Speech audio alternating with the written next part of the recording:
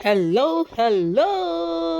For today's video, samahan niyo ako na gumawa ng trending ngayon na ulam or pagkain. Ang tawag dito ay pastil. Siyempre, una kong ginawa ay pinakuluan ko muna ang meat. Breast part pala yan na may asin, laurel, luya at paminta. After pakuluan, pinalamig ko muna bago hinimay-himay. At since ready na, nagpainit na ako ng kalan. At nilagay ko na ang margarine. Siyempre, imekos-mekos lang para mas mabilis. At ang una kong nilagay dyan ay ang bawang. Yan, mekos-mekos lang. At sinunod na din ang sibuyas. Oh my God! Wow!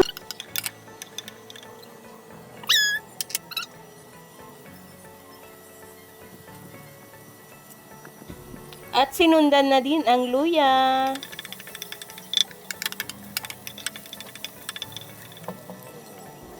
At nagdagdag na din ng konting oil.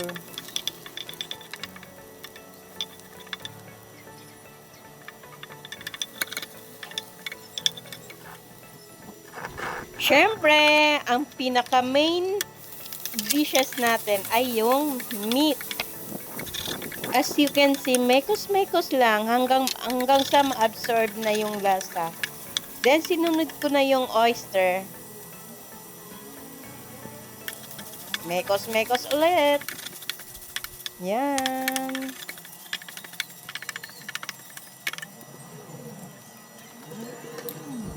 At nilagyan ko na din ng konting sugar.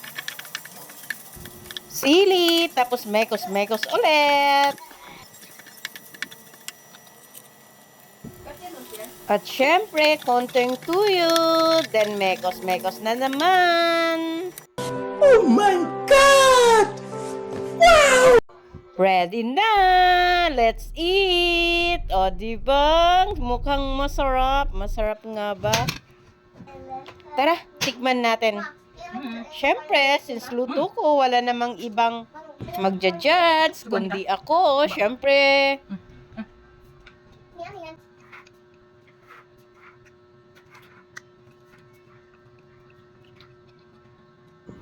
Thank you. Bye-bye!